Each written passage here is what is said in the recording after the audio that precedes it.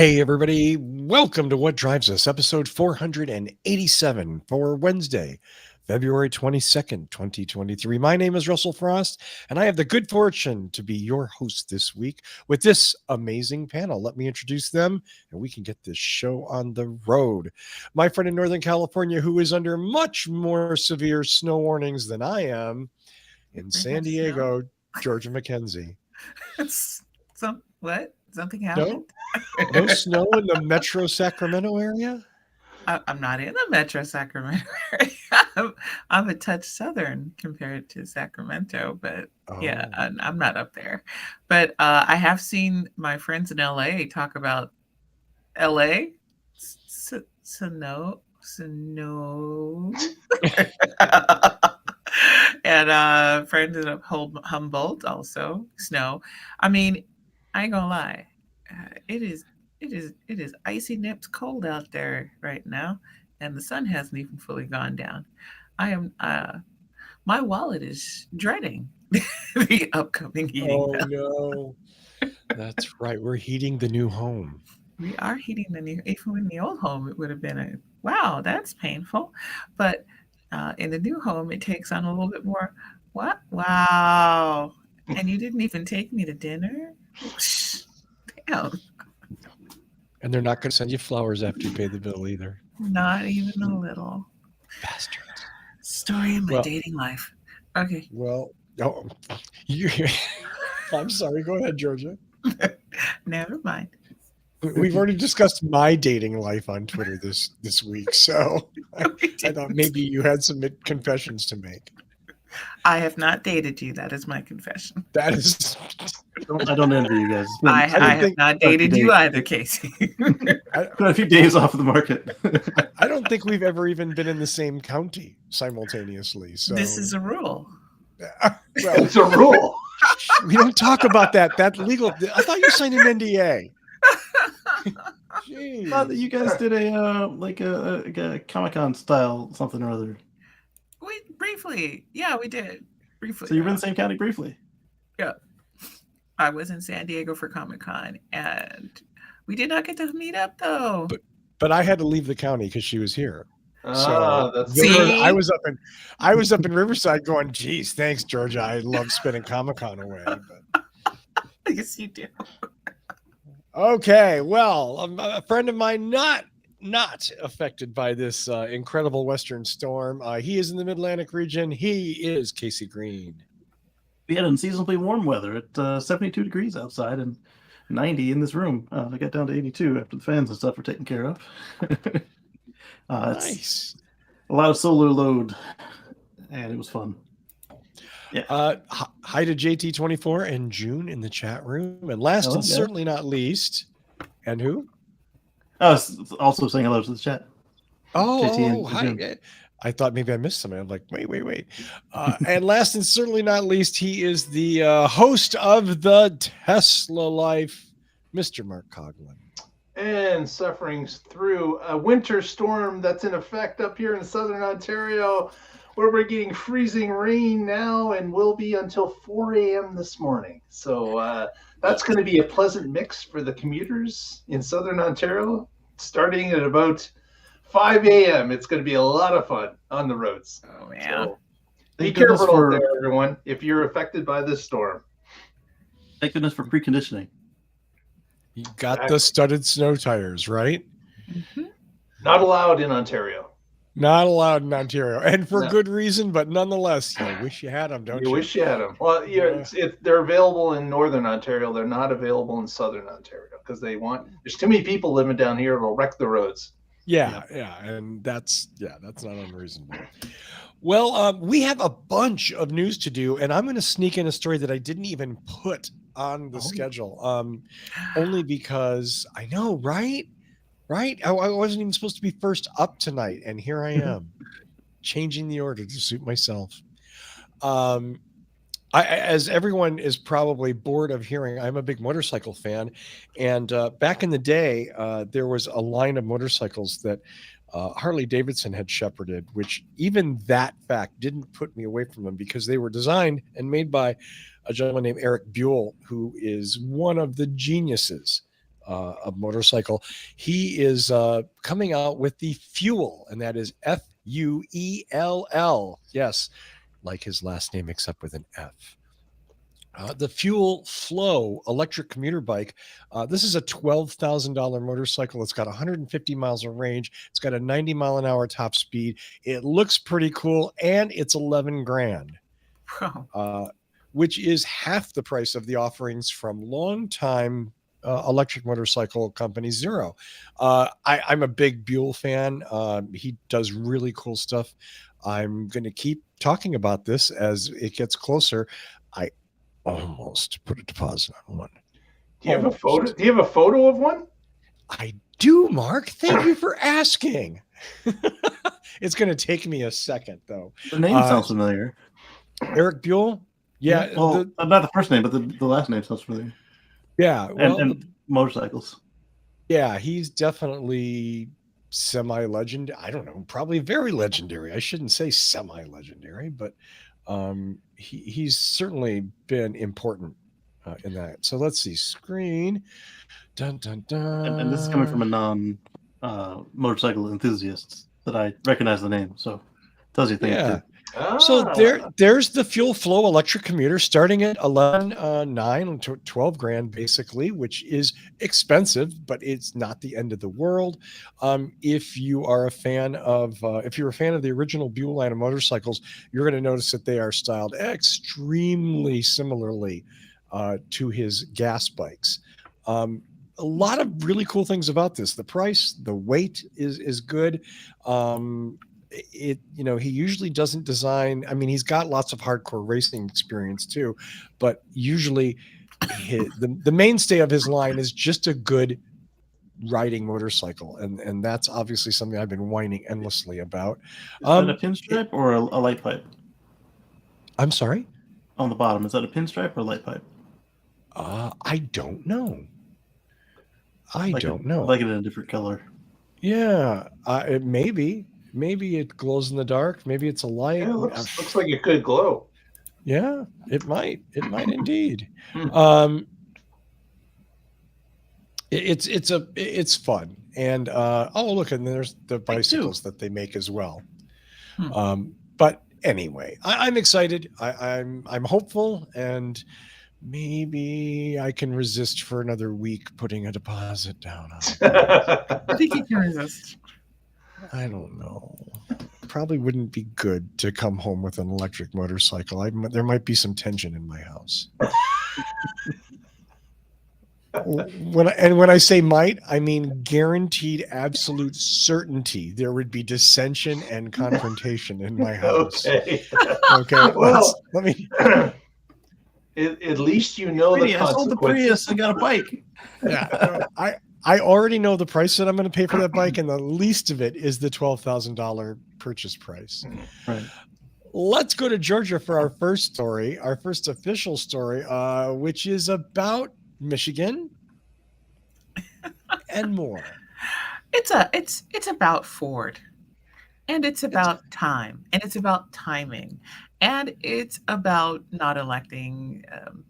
What's the proper term? Not doing what Virginia just did? Don't elect a dick munch. So basically, Youngkin said no to Ford building an EV battery future. And you know who said yes? Hey, Big Gretch. That's Governor Gretchen Whitmer over in Michigan. She said, come on down. Said you're already here. Stay home. Stay right here. Keep Detroit-y Detroit. So there you go. Guess what you're going to get?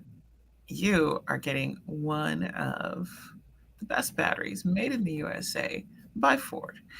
It is, let me see if I can come up with it. This is the lithium iron phosphate formula battery. Rugged. What was that? Rugged. It's very, very, it's a lot harder to set it on fire. It's long lasting. It tolerates mischarging as far as like overcharging and undercharging. Better than the other chemistries as far as longevity and temperatures and that sort of thing. Well, and it's less expensive because it's rust. Oh, the cool thing is that it's also being made by Ford. in America, battery jobs. Great news for Michigan. So yes, go on ahead and give yourself a little pat on the back. Those of you who successfully foisted off having an idiot lead your state, and congratulations, Michigan. I voted Smart against him. choice. But I left the state when he won. Well, you got to do what you got to do. So there is a high demand for this. Now this new battery is not going to replace right now the batteries that are in all Ford vehicles. Not yet. We're just making them. But they will, as they scale up, use the LFP batteries in Ford vehicles so that they can keep up with demand, because demand is still pretty high. This is a fantastic win. Are these the same ones that the Lightning was switching to? Or I guess another supply of what Lightning just switched to for the less expensive models? I'm going to have to toss that one to Mark Russell. It's for the one for the Lightning for sure. Okay. And so it's another line for the Lightning, because they said that was switching imminently. Yep. So another disadvantage of the LFPs is that they are heavier, but they cost less, and they have all those other advantages I named earlier. Yeah. So this is a good move, and it helps lower the cost and gets rid of a lot of the exotic materials you might need, depending on what form of lithium battery you choose. I think lithium the battery. issue mainly with this, Kacey, was demand. They needed way more batteries, and opening up another battery line that was supplied through different suppliers was a plus for Ford, so they could get more volume. Right, and then if anybody has a hiccup, at least they got somebody else to pick up the slack. Yeah. Well, my good congratulations to Detroit, to Michigan in general. Smart. And my heart goes out to the good people of Virginia who spent 15 years and $200 million of their tax dollars for a site development. But that site is now completely vacant. Say goodbye to the 2,500 jobs in that area, which has been described as one of the poorest in the state. Again, no matter how poor you are, you need to register and vote. It really does hit you hardest when you have a moron as a leader. So there you go. But great news, Michigan, and good news for us. And good news for Ford. Down the line, they're securing a future where they don't have to worry about battery supply, and that is super smart. And isn't this just another one of the dominoes that have fallen because of the IRA, investment, the yes. Biden administration Inflation push to have EVs and EV architecture and batteries built in North America to support North American jobs for that tax credit that's available for the Lightning. So it's another domino has fallen in that favor, and it seems to be a winner. This whole reduction act is a winner for the Biden administration. It looks that way, anyways. Yeah, it definitely is, because it's also bearing fruit pretty quickly. And that's the thing with infrastructure. The money can be turned into projects a lot faster than a lot of other things. As much as I'm pro education and everything else, those are things that takes years to show progress in. But this is immediate. So you mean we don't have to hold 4 years of infrastructure week to actually see some results? Well, once again, the drawbacks to electing an idiot is 4 years of infrastructure week. With nothing to show for it. We got a lot of jokes. Yeah. A lot of jokes. No, with no infrastructure to show for it, I should say. The comedic infrastructure is healthy, thanks to that. Yes.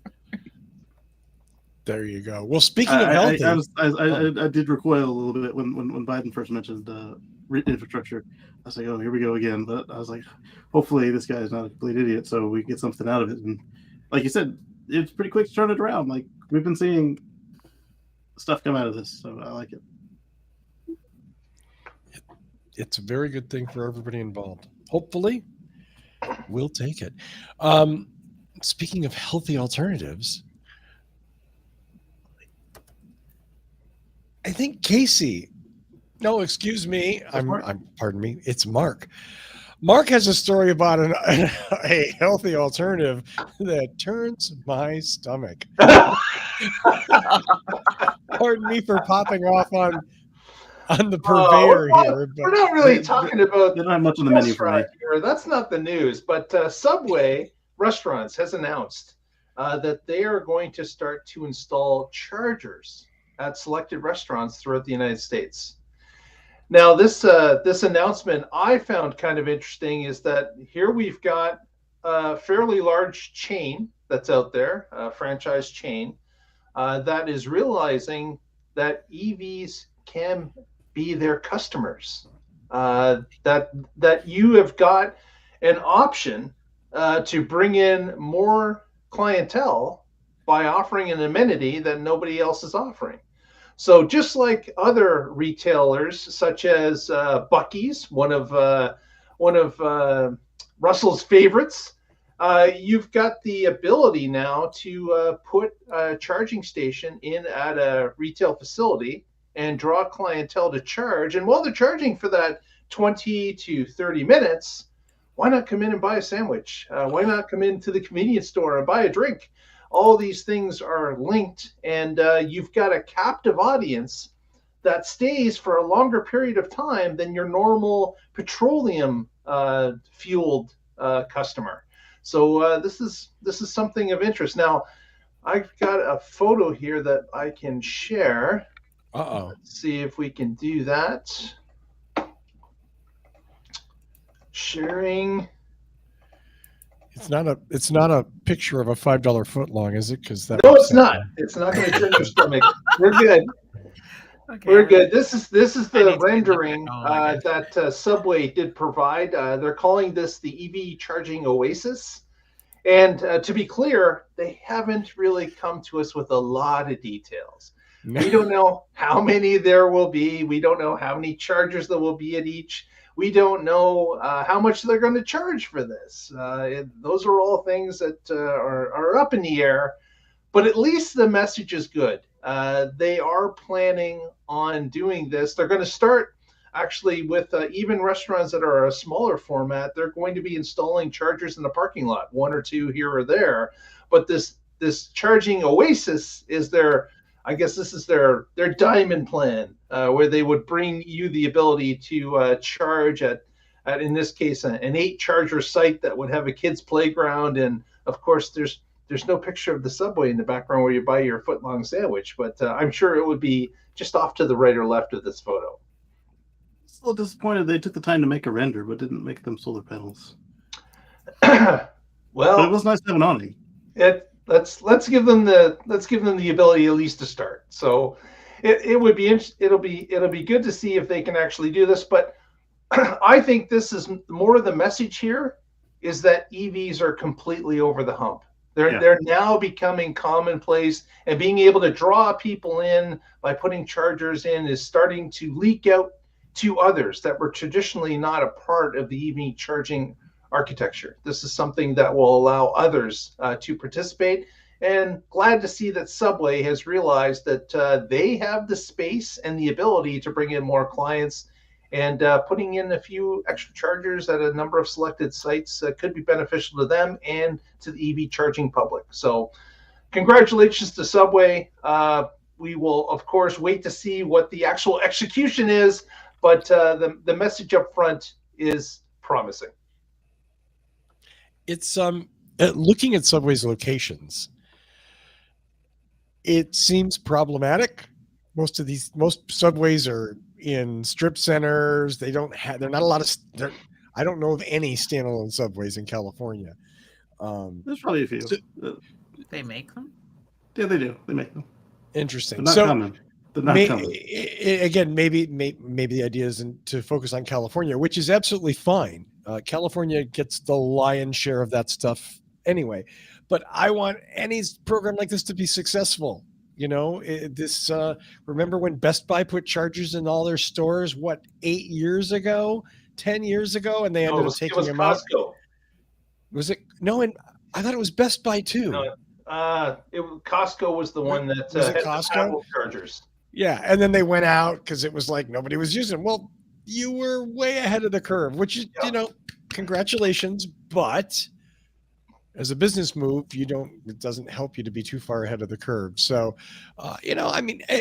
look, there are lots of places that this could benefit. This is a perfect thing for like a Panera. They've got their drive-through customers, but they have a big restaurant. They have restrooms. They have places where people go and sit and hang, and that's what you want. Subway tends to be a little more cramped, a little more Formica-y, and I'm not sure how welcoming it is for a half an hour, 45 minutes. And then I look, at the San Marcos Supercharger, which is right next to my grocery store, and I see those poor lonely bastards out there freezing their ass off, standing around, talking to each other, getting a little, and I mean this. I'm not being mean to these. Like, wow, what a shame that the Panera in that center is closed. What a shame that, the only option they have is In-N-Out, which has almost no dining room, and a Chick-fil-A, which has almost no dining room. There should be a place to go. But this Russell could spark others to start to realize it as well. Like this could be someone that said, "Hey, did you hear what Subway did? Why aren't we doing something like that?" Like, exactly, Panera Bread is a perfect example of someone that has the available space and the larger eating area, and would fit this type of scenario perfectly. Maybe this is a wake-up call to others in the restaurant business and the quick serve industry to say, "Hey, we could do this and we could do it better." There you go. Absolutely. I hope they take that challenge, Mark. Well said. Well said. Well, speaking of challenges, Kacey Green has a story about a racing bike. Yes, a racing bike. So hopefully you've got pictures for us there, Russ. You have pictures or I have pictures? You. Okay, so I will get some pictures. There's a gentleman who purchased himself a Nissan Leaf, first gen, and the battery got to a point where it would only hold 25 miles of charge, which is problematic unless you might as well be riding a bike to work in the first place. So the gentleman took on this challenge, and he decided he was going to power his Leaf with a motorcycle engine. And as you can see there in the photo, that is a scoop in the rear window. It's an air scoop. So the rear axle has been replaced with a Lexus subframe and it's got a motorcycle engine. And he did a special kind of like exhaust vent to get the fumes out of the rear of the vehicle. There's a plexiglass in between the two front seats and the new rear engine. And you might think, okay, this is going a little backwards. It's still going a little backwards, but it's not going all the way backwards like we saw with the hoax Model S with the V8 in it, and then the real Model S with the V8 in it, because Rich can't be stopped. This is a plug-in hybrid. So the rear axle is powered by the motorcycle, and the front axle is still all Nissan Leaf. And so you going downhill, you can regen. If you happen to go into congestion zone, you can motor on up for free and drive in and around the city and get out and not have to pay for it. I don't know that we have any congestion zones in the U.S., but if they ever implement one, he's good to go. And he can also flip a switch and then do either rear bias for the motorcycle engine or turn off the engine and go all front wheel drive, as I mentioned. But he can also run them both together. So it's a true serial plug-in hybrid. Okay. It is a crime against humanity. Like I'm literally just going, okay, I get what's happening here, I believe. Who wants to buy a new battery? Why? What's the like? Is he racing it? Is it It's a fun project, it looks like. Not with a motorcycle engine. He's not racing it. No. It It's could be a motorcycle, maybe. Yeah, it could be a motorcycle because he can turn the motorcycle 100 and it's still a Nissan Leaf, so it's still got power. It's a 30. I just, okay. It's moments like this This that is I someone challenge. that has too much money and too much time. So if he had enough money, he would get a bigger battery. I certainly applaud the ingenuity and the ability to actually complete this type of a job. Yeah, that part. But man, I wouldn't touch that with a 10-foot pole. Not a chance. I can just picture it right now. You know what, honey? I'm good here at home. Why don't you go on out there and work on that Nissan Leaf project you've been talking about? I bet you can't do it. Go on ahead. Prove me wrong. Oh, thank God he's out the house. I can just see it. I like that he kept the fuel tank for the motorcycle. It's just, it's so much why. And then you go engineer and you kind of nod. Yeah. Yeah, exactly. Yeah. Kawasaki ZX or ZX-10R. It forces me to channel Jeff Goldblum, and where I want to say your scientists were so busy figuring out how they didn't ask if they even should, and the answer is no. This is a crime against nature. It is. It's a wonderful crime against nature. There's probably weren't too many victims, something. but yeah, I don't know what to say. I have nothing to say. Anybody else? Then we'll move on. Yeah, the insanity. Exactly, JT. Speaking of insanity, Tesla's in some hot water this week. The union that is attempting to get set up at the Buffalo, the much cursed Buffalo plant.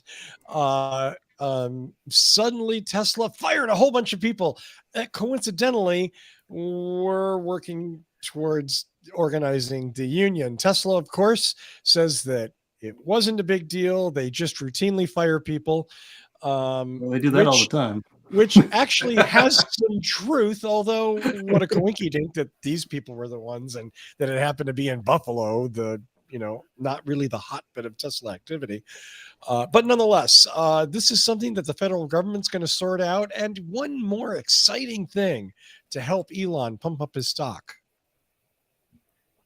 That's all I got. I don't know. It's back and forth here. Like, you've got two sides here reporting two different stories. And with most things that are polar opposites, the truth is typically somewhere in the middle. So we'll have to see if the government finds anything illegal with this. But really, letting go 12 people, of which one of them was involved with the union, the other 11 not. That's what Tesla is saying. So who knows? I guess we'll have to wait and see. Tesla also argues that on the part about the bathroom breaks, so like, well, withholding bathroom breaks didn't actually do anything for that person's job, so we don't have any reason to do that. But again, it's probably somewhere in between the two stories.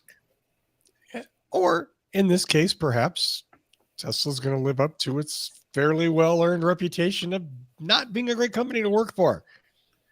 Or at least being rabidly anti-union. I'm sorry, guys, but within the organization community, they do have a reputation. They've got dozens of union employees out in Germany and Michigan, and not really. They have definitely in Germany. I mean, look, if they have to work with the union, then they have to work with the union. That's just the way how it is. But if they can find a way to avoid working with the union and prevent people from organizing, then they actually do. It's not complicated. It really isn't.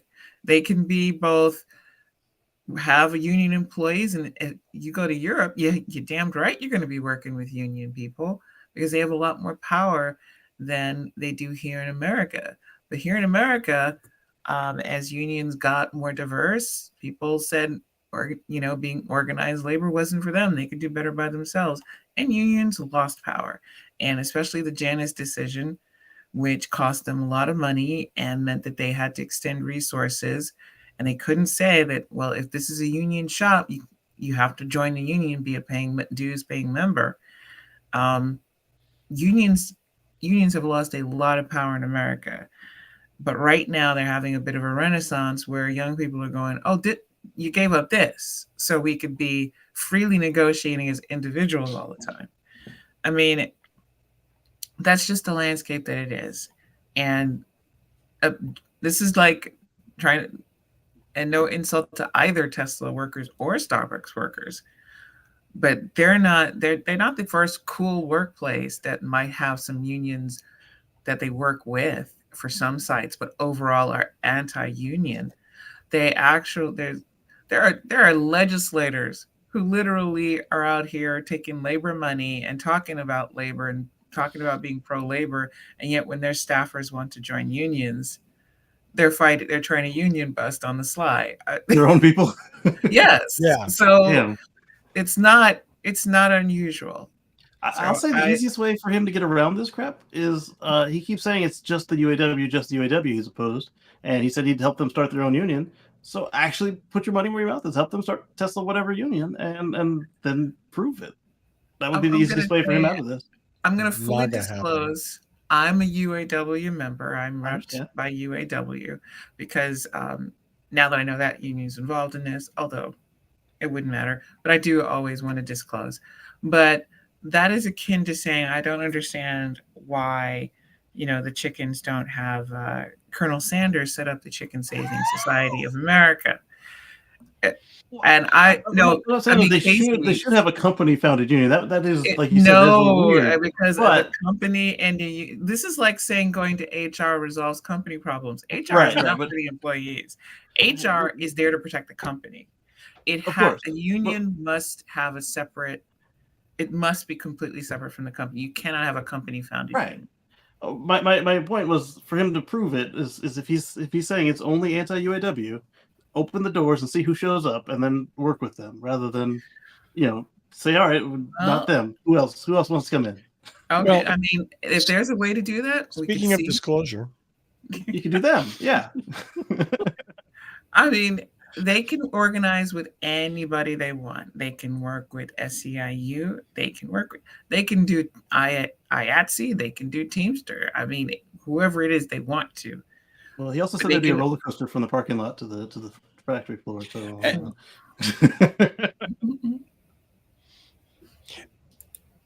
you know what, Kacey? I'm going to agree with you. If Elon means it, then do it. Then help it. Then don't stop standing in the way. Stop paying the union busters. Turn the lawyers off and let them organize. Make it happen, or be full of shit. Let's go to our next story. Which, it's me. I don't want to do this because it's another Tesla story. That's what it is. We've reached the Tesla portion of the program. Hey, by the way, I want to respond to something in the chat room. June, in there, I guess wanted to know if she should not order or she should cancel her Model Y order. And I'm going to defer to Kacey and Mark on that one because of the Hardware 4 updates. What do you guys think? I would say, June, are you going to buy full self-driving? That'd be my first question. Yeah. If you're not, then just go ahead with the purchase now because having Hardware 4 is not going to matter. Second, if you are going to own your car for a extended long period of time, like beyond 5 years, then you may want to wait for Hardware 4. But really, if FSD is not going to be something you're going to get, then it does not matter. You may as well get your Model Y now, because the hardware is not going to matter for that car. You'll enjoy it immensely instead of waiting I don't know how long until Hardware 4 starts to roll out. And of course, you could be facing a price increase as well. So it's something to consider that way. Yeah. There have been spottings of Model X with Hardware 4, but it doesn't seem to be the one that Green the Only found as far as like the extra cameras and stuff. We've only seen Model X and a Model S, a few of them, ready for delivery with new cameras. And Green the Only confirmed that they do have the new board in them. But again, if you're not spending the $15,000 on FSD, then any of the existing computers will do you just fine. I think the only thing I'd want to jump in there with is Mark's point is super important about the length of time you're going to keep this vehicle. Yeah. This is a long-term vehicle. Having Hardware 4 is probably a really good thing for resale down the line. For sure. If not, if this is, I'm going to have this for a few years and drive it, or I assume it's not a lease. I assume it's a purchase. But I just keep that in mind. I think that's Right. one of the main concerns. And again, obviously, if you're not going to pay for FSD anyway, whatever. And Elon said that they're not going to do retrofits from hardware 3 to hardware 4, and the readings show that the hardware is physically different. However, Yeah. he will find himself in a world of legal hurt if it is required for FSD, and hardware 3 can't do it. So in that case, you could expect to see them do a run of conversion boards if he can't get away with saying, "Oh, it's not needed to meet the objectives." I say he, but the whole company. Yeah. It's going to be interesting to see how that one plays out. And Derek saying that she won't miss it, and Model 3 owner since 2018. Yeah, exactly. I've had mine since 2018. They retrofitted me from hardware 2.5 to hardware 3, but I do have FSD, so I might need it, but we'll see. Yeah. Well, there you go. Kacey, it impacts you directly.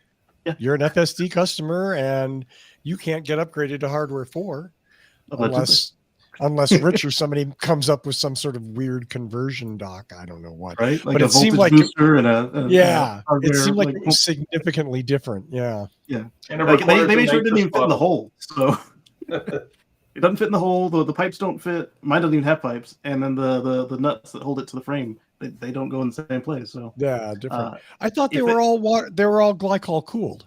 not They'll my have old the- boy. Oh, The robot that had the fans in its chest, he's running my hardware. interesting. Yeah, but like I said, if for some reason my hardware 3 can't get us what they promised, then I expect them to do a run of however many of us are left, both with the glycol and the air cooled, to make it run the right voltage, make it fit in the hole, and it may not be exactly the same as what they're selling, but it will be the new performance.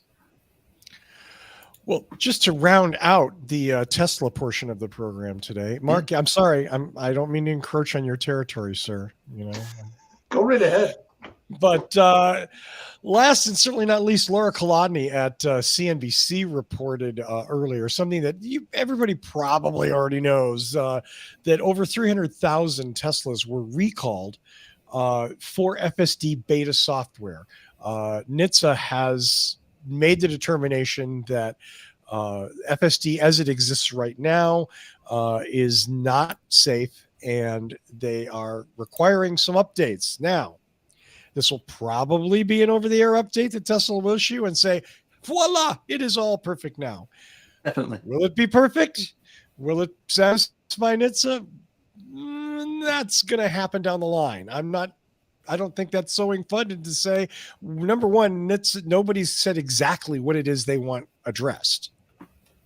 They did release their punch list, There was or at a least checklist. the highlights of it. The highlights, yeah.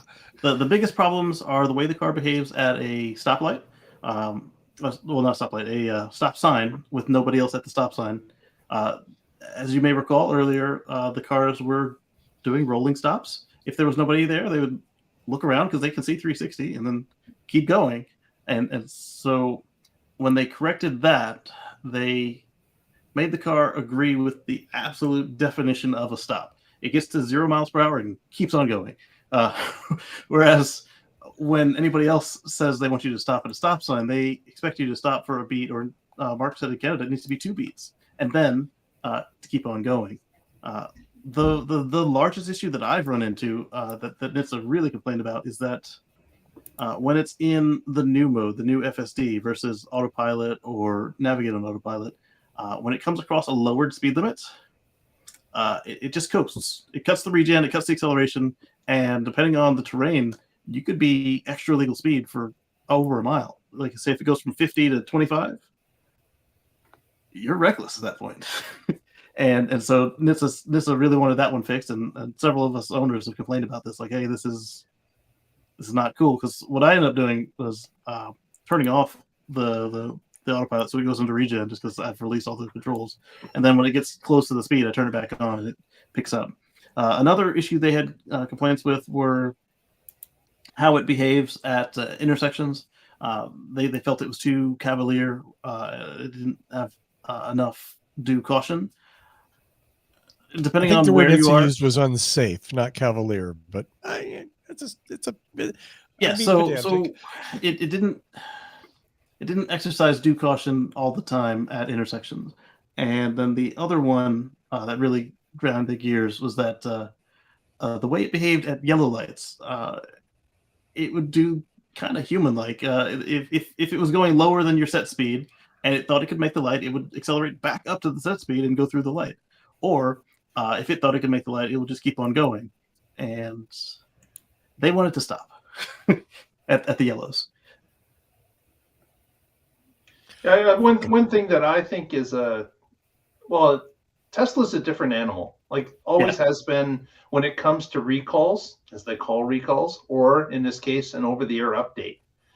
So telling your readership that 364,000 Teslas have been recalled, technically it's true, but people believe recalls mean you got to call somebody, you got to schedule it in, you got to take a half a day off, all that kind of stuff entails. Whereas in Tesla's case, unless it's a physical recall, like maybe a seatbelt issue, then it's an over-the-air update. And while you sleep, it gets uploaded to your car, and in the morning, that's it. You're done. You're updated. Things are good to go. So it's questionable as to whether it's because Tesla operates a different way than the traditional car makers, and of course NHTSA is looking at it's a recall, is a recall, is a recall. Everyone gets a letter, has to be sent out by mail. Where really, when Tesla has a recall, the thing's updated in the next couple days to the whole fleet. And by the time you get your letter, people are running, is this another recall? Because this was fixed a month ago. Right. I don't know. So that's the speed of which Tesla operates at this time, which is a little different than other auto manufacturers. And I understand that, government agencies can't turn on a dime. They've got to have things in a row to make sure everybody follows the same rules. But it's a different recall. It's not necessarily a recall if it's a software update. It is a recall. Okay, it is a recall. But we need a different terminology and in a more effective, quicker manner than a typical recall is with other auto manufacturers. Look. But to further emphasize that, though, like they didn't even have a category for this thing. The recall is on the power steering module. Very little of it has anything to do with steering. FSD isn't safe, as determined by NHTSA. They recalled it. Tesla fixed it, hopefully quickly, hopefully completely. April 15th. Is that unfair? No, it's not unfair. They did a voluntary recall for the 15th. And I do agree with Musk on this, that we could use a different terminology for it and maybe not waste as many trees and postage. Because if you've got the fix before they've even mailed you... This isn't about government waste. No, I'm not saying about the government waste. I'm saying because of the way that we've used that word in the past, we could have a different term and still have the reporting requirements, because it is a safety issue. We do need to report, and we do need to check and see if it's done, but we don't need to act as if the car is going to catch on fire. And so we should call it like a national safety oopsie, not a recall. Well, just an update campaign. Come on, it's a recall. But like if you've got half of people have it before you send the letters out. It's actually we talked about this quite a bit on the Tesla Life, and what my point was is that this is really uncharted territory when it comes to FSD and how it's operating. Is that some people are complaining that if the car follows the rules to a T, drivers currently aren't following those rules to a T anyways. Right. But FSD is supposed to be safer than drivers. Hold on. Just bear with me. So if the car doesn't act like a human because it follows the rules to a T, and the humans are skirting the rules, what will happen is that people are going to get upset with FSD because it's too rigid. It follows the rules to a T. So they're going to have people beeping at them, and there's going to be issues with some possible rear ends because they're not doing a California stop. They're doing a full stop. So I'm just saying that this is new territory that's going to have to go back and forth a number of times in order to either update the rules to match what's happening on the roads, or they're just going to live with the consequences for a while and see how it operates with people actually getting upset at it. It's a new territory. I'll give you this, Mark. I'll give you this. I agree with you. If FSD followed the law, if it was safer than humans, it would piss off Tesla drivers. I get that. I'm not even just saying Tesla drivers. I'm saying everyone around him. No, but specifically the people that own the cars don't. Here's the problem. Yeah, they don't want their driving instructor driving their car for them. Tesla. Well, but legally, that's the way you're supposed to do it. Yeah. And you can't. And a government agency is not going to say, "Oh, just fudge on the rules." We know you're pushing this out to 2 million cars. You can fudge on the rules. That's not going to happen with a government agency. They're going to say, "Here's the rules. You follow the rules," and that's it. Okay, so when that happens, I'm just saying there's going to be more problems with it because of the way that people, not just the Tesla owners, but everyone around the Tesla owners, expect the car to behave in a certain way because they've been driving for 40 years. That's what they know happens in their town. That's what they know happens on their highways, their freeways, their city streets. They know how people react, and the car is going to look completely different because it's following all the rules. That's going to be just weird. Yeah, and I don't want to say that all software updates should be treated differently. I'm saying like the over-the-air fixes, because like when Tesla and Ford do this, like it is fixed. But when Volkswagen and Porsche and whoever else chooses not to let you do it at home, you need to bring that shit into the dealer. So that's we're talking about two different technologies here. None of them are deploying FSD, calling it autopilot, saying that it's safer than a human, charging you $15,000. Same as any other over-the-air update. It is not. It is different. Mark, one thing that and your general point that like if FSD follow the law, it would piss people off. I get that. Let me give you where I'm coming from here. For 40 hours a week, I get paid to drive a car. I'm on the roads in North San Diego County driving a car for 40 hours a week. I am tracked. There are GPS modules and there are tracking modules in the car that track every bit of my performance. If I don't stop at a stop sign, I generate a tick. If I go over the speed limit, I generate a tick. Guess who follows every fucking traffic law for 8 hours a day in North San Diego County? Do you have a sticker that's what I get paid to do, or a warning on the back? Right. So they don't. But there's why should there be a warning? My car's following the law. Holy shit! No. Russell. Well, I noticed that some of them do. No. The vast majority of Southern Californians do not have those devices in their cars. Hell yes, and they drive like crazy. No argument there that people drive like shit. That's what I'm saying. That's what I'm saying. There's going to be this back and forth. And I understand a government agency is not going to say fudge the rules because you're pushing it out to 2 million cars that are going to follow the rules exactly. It's not going to happen.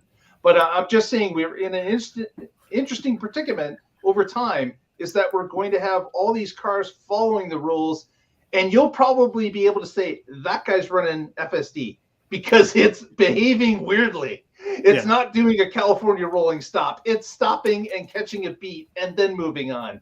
It's not going 1 mile over the limit. It won't do it. I thought the whole point was that it was safer than humans. Russell, it still may be safer than humans, even with all those things rolled into it.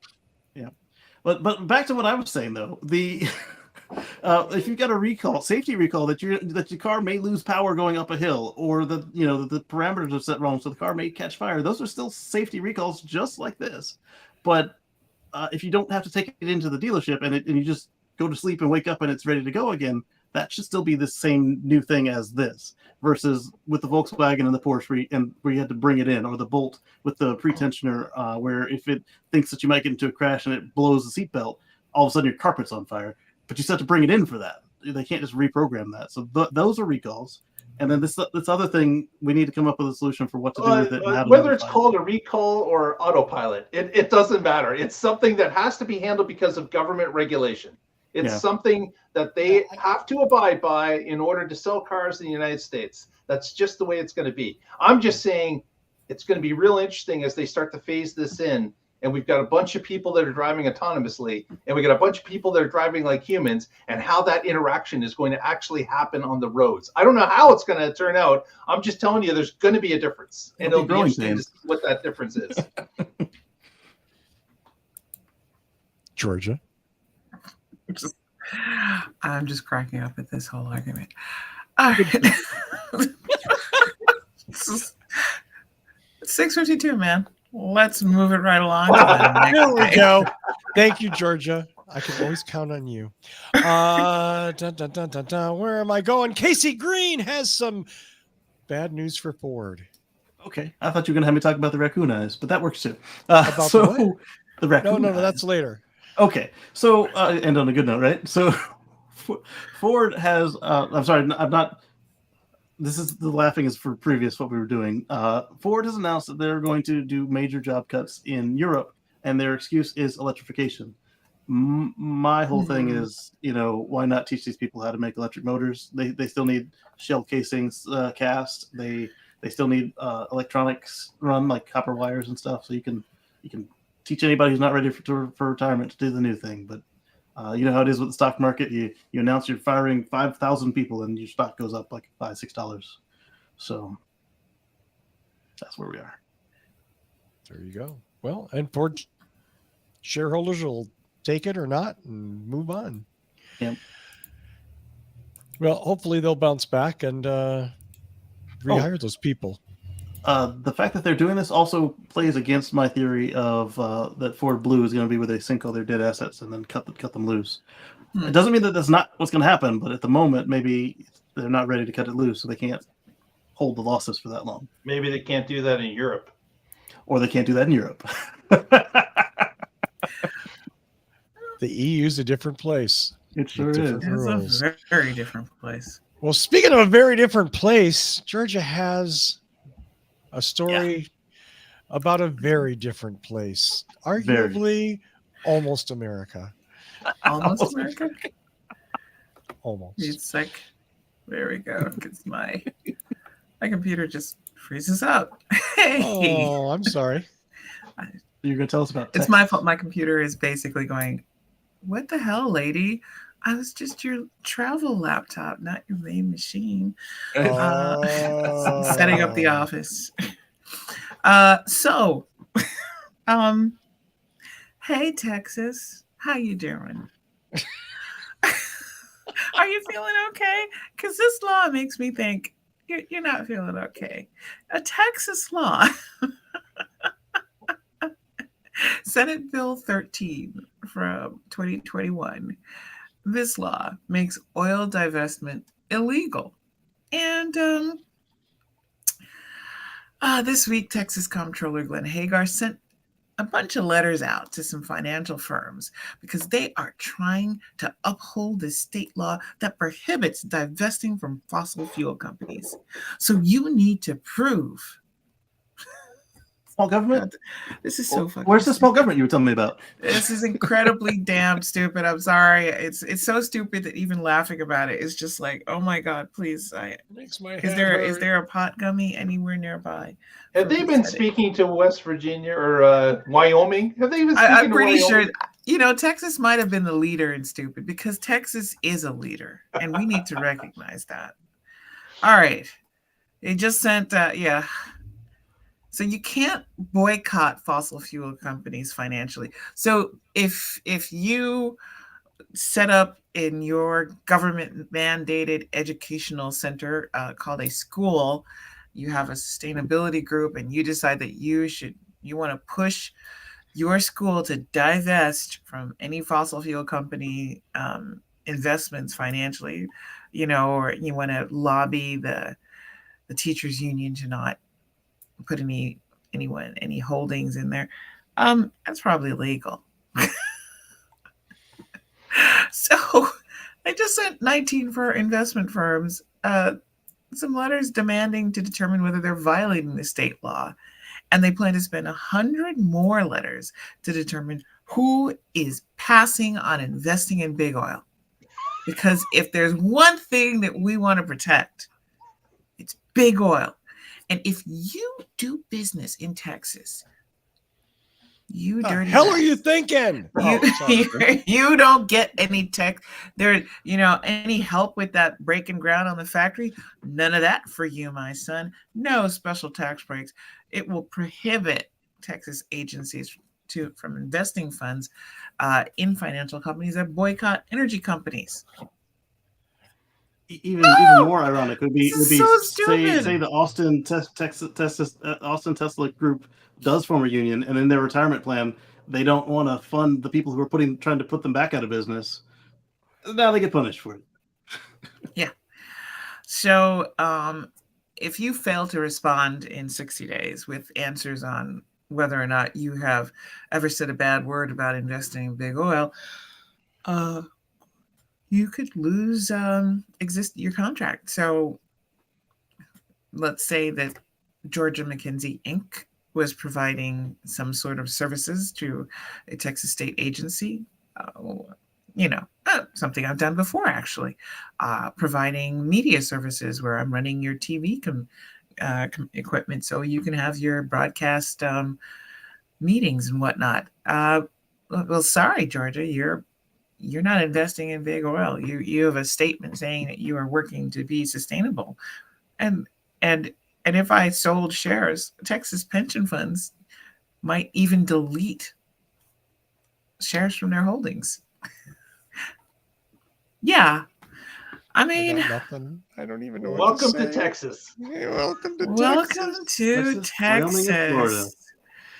And Florida copied this. I don't know. This is so. Just like you said in the first story, Georgia, it's important as to who you elect. That is true, and Lord knows, God bless the people, the poor. My heart goes out to people who live in red states who are liberal or even just plain old moderate and well aware of sustainability and wanting to do something about it. Because if you're not able to overcome a ton of obstacles, gerrymandering and all, whether or not, your attorney general is actually going to follow the frickin' law or your county clerk, you have no idea anymore with Republicans in control whether they will actually allow free and fair elections. Mm-hmm. You don't know. And they get up and they get out there every election cycle. Sometimes, most often than not, they lose, and they still need the help and the money. And I've done work on campaigns that were big long shots, but you know what? I believe in the strategy of making Republicans fight for seats that they take for granted too, because you never can tell. Yeah. But this is ridiculous. I mean, let's see. This is an ALEC. Oh, there's a name I haven't mentioned out here. For those of you who don't know, the American Legislative Exchange Council writes a lot of these bullshit authoritarian anti-sustainability laws. And this is what they call the Energy Discrimination Elimination Act. Yeah. Oh, God. You can't discriminate against the majority. Well, the irony in all this is that had they had done less environmental damage to the wild swings and these once in 100-year storms that keep knocking out their power grid and killing all their citizens, might not happen. The thing that pisses me off about it, I mean, double whammy. It's Black History Month, y'all. Can you please stop co-opting the language of civil rights to write these bullshit authoritarian laws? What the hell? Energy. Oh, ooh, stabby hand. What are you doing, honey? Stop, stabby hand. Stay down.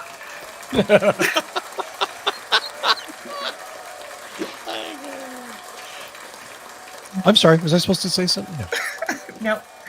But it's crazy. It's what it is.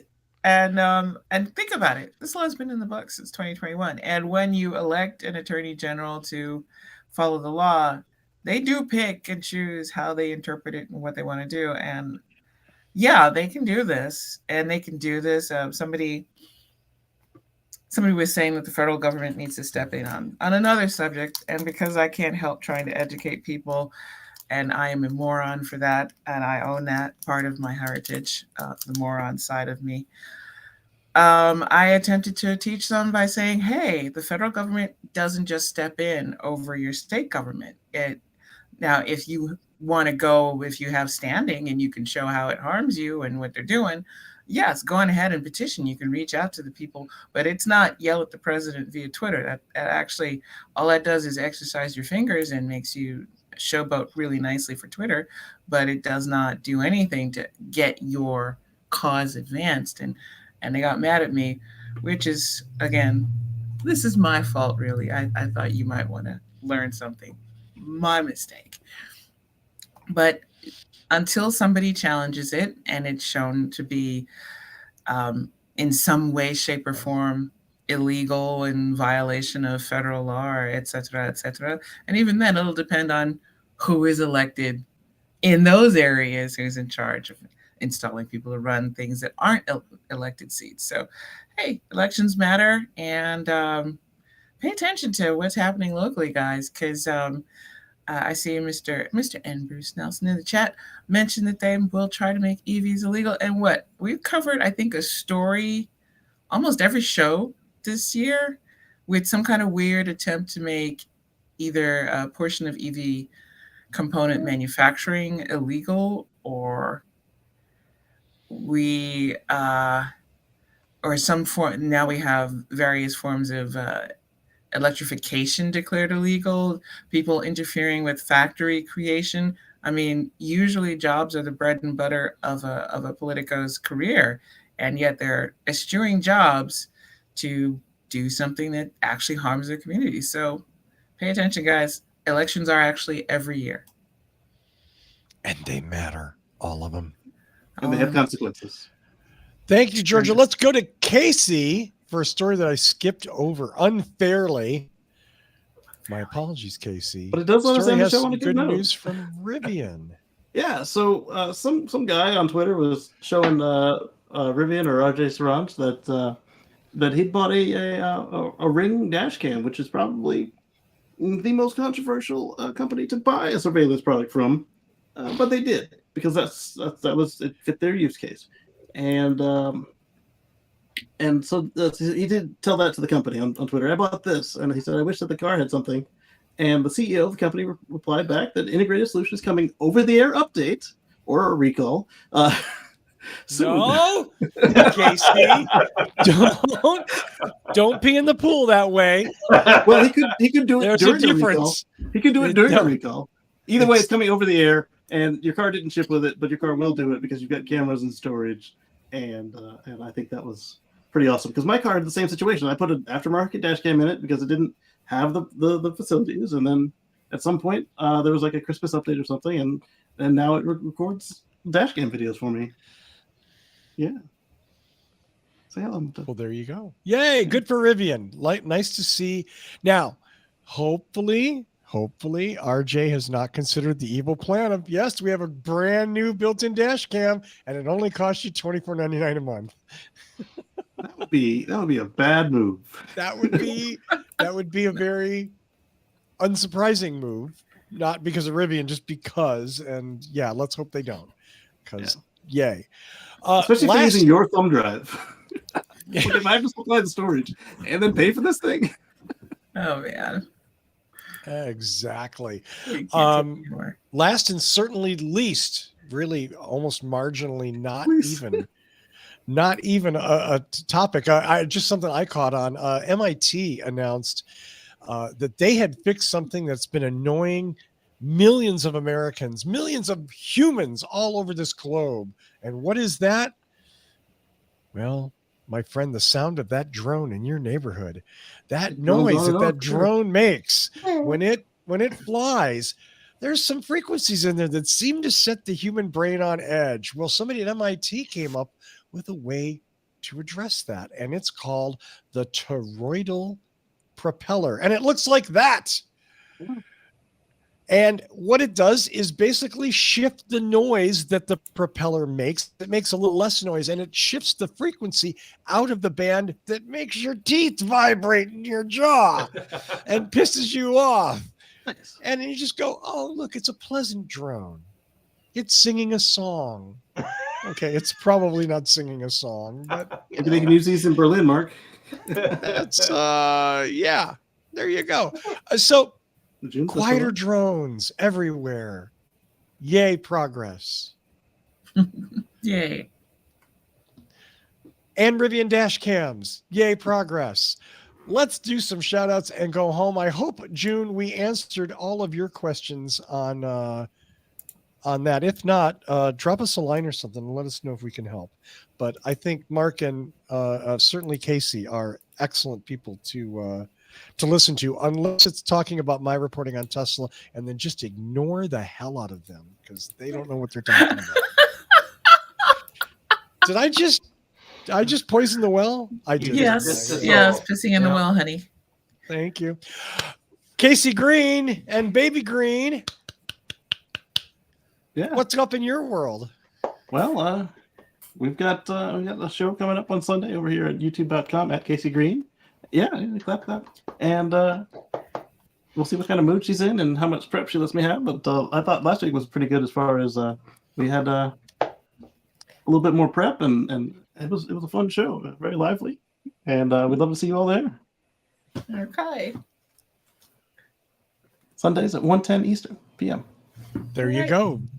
KACEYGREEN. Search for his name on YouTube and do check out his weekly show. Mr. Coughlin. I would there's- like to ask everyone who's watching, if they haven't already, press that thumbs up. You're not doing anything anyways. Come on, press it doesn't take long. It's right there. It's at the bottom of the screen. Just click it. Come on, do it. Do We'll it! wait. We'll wait. Do the thing. Okay. And if you haven't already, please press that subscribe button as well. That would really help us out. We would appreciate that. And throughout the week, if you want to find out what's happening and what drives us, just look up What Drives Us on the social media feeds. We're there. We're everywhere. Just type that in and you will find us. And we thank you for watching this week. Back to you, Russell. Thank you so much, Mark. Georgia. Hey. Thank you, Georgia. Good night, folks. I totally set you up. I'm sorry. Georgia, what's up in your world, my Well, God, not much. Just work. You've been here for what? You've been here for an hour and 7 minutes. Go ahead and hit like. Let the algorithm know that you, a person of taste and style, recommend this show. And if you haven't been subscribed, what are you waiting for? You've been here long enough. Go ahead and do that. Your thumbs ain't broken. When you're done, head on over to the Kacey Green channel. That is not the Red Green channel. That's the Kacey Green channel. That is an old person joke who watched public television. Hit like, hit subscribe. And then while you're at it, thinking of all things Canadian, talking red green. Oh my You know it. God. Head on over to the Tesla Life for our own resident Canadian. He's not a Canadian. He's a Canadian. No. That's right. Mark, hit like, hit subscribe, follow the Tesla Life on all social media for all your important information updates. Back to you, Russell. Thank you so much, Georgia. I am, you can find me at Russell Frost, RussellFrost, at mastodon.social. I am transitioning away from my Twitter account. And yeah, come and find me on Mastodon. And probably a scoop that will surprise absolutely no one. What Drives Us will be moving over to Mastodon soon enough as well. So you can also find What Drives Us over there too. And we, of course, would love it if you followed us over there. I want to thank Michael Manring for his amazing theme music. Visit him at manthing.com. Buy a song or two. I want to thank everybody in the chat room. Thanks so much for being there and asking questions. And yeah, we actually do care. So hopefully, June, good luck. And I hope the car's magnificent. I want to thank Kacey Green, Georgia McKenzie, and Mark Coughlin for another fantastic show. And Baby Green, of course, for appearance. Oh, you're reaching for the button. Thank you, Kacey. You're way ahead of me. Tune in next week, folks. Thank you, and find out what drives us. Bye, See you everybody. later, everybody. Bye-bye. Good quote, Bruce. Good night. Bye.